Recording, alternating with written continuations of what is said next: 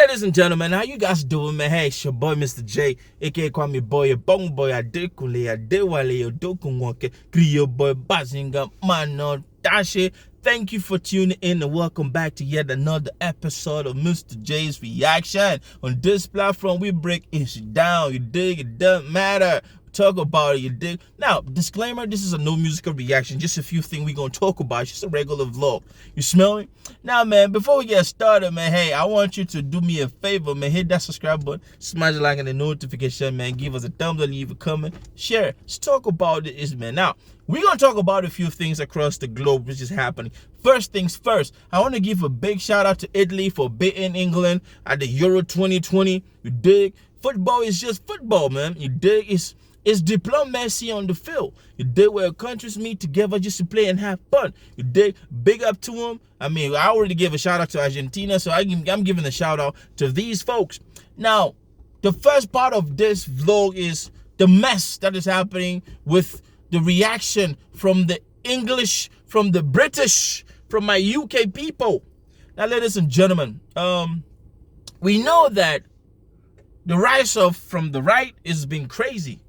Recently, with the advent of Trump, who tried to change the world, who, matter of fact, he arose a whole lot of sentiments towards this whole ideology, which I think Hitler had, superior race-ish, that the white is better than other races on earth. Now, why do I say that? History is thought of. We know what happened during, the time of, the Auschwitz and everything. We all know how the slaves, everything we know. This is not a history session. I'm saying that to say this.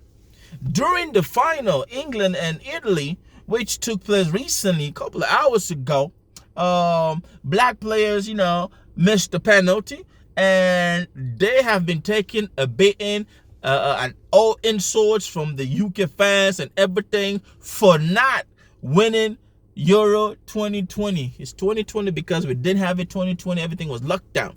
So they've been taking the beating. They've been taking, there has been a meltdown amongst the UK folks. Now, ladies and gentlemen, I've always said it and I will keep saying it. There's something that we call, how can I say it, being the bigger person. There's something that we call being smarter than the norms. Like, how do you, which till date, I don't understand. I'm still trying to wrap my mind around it. Why would a white person think for one damn minute that just because they're white, they can attack any other race? It could be black, Latino, anything, Arab, it doesn't matter. Why would you think that it's okay? It's okay to use somebody's race as prerequisite to attack them. I don't get it. I really don't get it. And then there's this question of, okay, why are we all not doing what Marcus Garvey started? Like, every black move back to your land and evolve, develop your land. Like Akon said, go back home. Whatever you're doing in the diaspora, come home, evolve, build. So when anybody want to talk shit to you, you tell them, yep, I'm in my country, I'm in my continent, I'm in motherland. Where you from? So recently, man, especially Rashford, man, let's talk about Rashford. Rashford is one of those players that last year, Rashford donated over £2 million of his own damn money to feed kids in UK. And he gave that money. He did not say, okay, this is just for the black kids, or this is just for the Arab kids, or this is just for the Indian kids. He did not say that. He gave €2 million, just £2 million, matter of fact, for UK kids in the country. This same Rashford is today getting all kinds of insults just because of a damn game, just because of a competitive exercise, just because the Euro didn't come back to UK. Ladies and gentlemen, isn't it appalling that a bunch of white blood dumb fucks will be fighting, behaving like brainless chickens Man, we gotta keep it real. I keep it 100 on here. If you are white from UK, you don't like what I'm saying, fuck you. Excuse the language, but man, you can kiss my whole black African Cameroonian ass. How do you for 1 minute think that it's okay to vent out your anger just because players miss the penalties?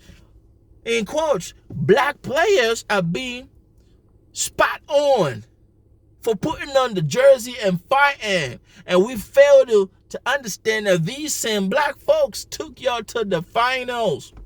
And today, you guys gonna send racist shit out them? You guys gonna direct this, your lazy, dumb, colonial bastard ass hate at them just because they couldn't bring the cup home?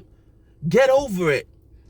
A whole lot of countries have been losing finals and nobody started a war. Why is UK trying to act like just today? Look at France. France team is almost African. They've lost several times. I mean, France is known like one of the worst country that has any relations with Africa. I'm talking about the worst. But I've never seen this kind of nonsense. I've never seen them attack Will Todd. I've never seen them attack Patrice Vieira. I've never seen them attack Nani. Why would... I'm still trying to process this shit. It doesn't make sense to me. It's a disgrace. Dig? Next thing, man, it almost took all of my time because it pisses me off. You dig? Our next topic for this vlog is that of Ugandan president calling out all the African countries, putting them on blast, saying that they are shit for relying on the West. Ladies and gentlemen, coming from somebody who has refused to leave the young to grow, somebody who keeps clinging to power, it is, how can I say that? It's something to scratch your head and wonder, like, what is happening? What does this Papa thinks? Granny thinks?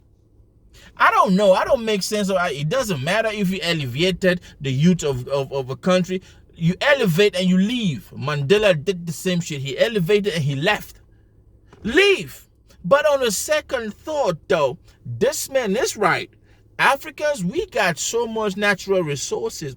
We got everything in our backyard that we shouldn't technically be relying on the West. But because there is this... when the colonial masters left, they put what we call the neo-colonialist. See, they put their stooges and then they start behind. They control, pull the strings. And these people, thanks to how they are being pulled. Brainwashing. Of course, when you try to kick against, they organize civil wars just to take you out, like they did to Laurent Gbagbo. We all know these tactics. But then, if we form a blog like African Blog, I don't think that there's going to be in any European country that's going to talk shit to us. I'm telling you. The thing is, when you want to stand out like this man in Uganda is saying, and another people look at you like you crazy, they don't want to stand with you. Laurent Gbagbo was trying to do that for the French colonies in Africa, but somebody went and snitched on him, and they took him out by power, by fire, by force. They took this man out. But coming from this man, I want to know, man, Ugandans, man, where does this man hide his stash of money? Of course, we know that you got a savings somewhere. Which country? Because I know you're not keeping that money in Uganda.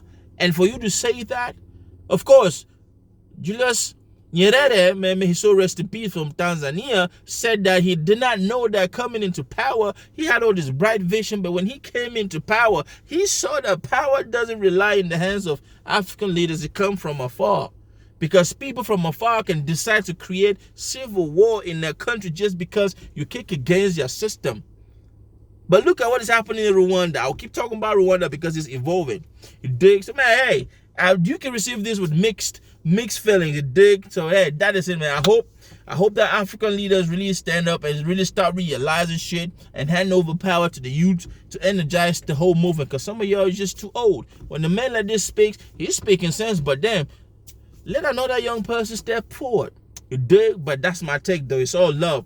Last but not the least, man. GH First Lady There is, there's been a problem in GH, the civil unrest, fix the country, people who are on his side, on the president's side, people who are not. And in recent days, there have been talks about the state allowances paid to the president's wife, the first lady of Ghana. And people said all kind of negative things, negative connotations, and dig and that. But I personally do not think that presidents' wives are supposed to be caught in the crossfire between social contract discord with the president and the country. Because it's the president who signs and takes. The wife is just in the background.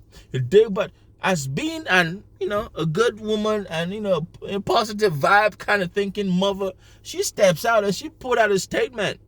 All these talks going back and forth claiming that I took money this and that, back this, back that, negatively. You know what? I'm going to refund every piece of money that I've been paid by the state as state allowance from 2017. You dig? That's a bigger person. You dig? She took the bigger route. You dig? When they go low, she went higher. Now, but still, I'm not saying that, but it's a good move. I wish every first lady in Africa could do the same stunt.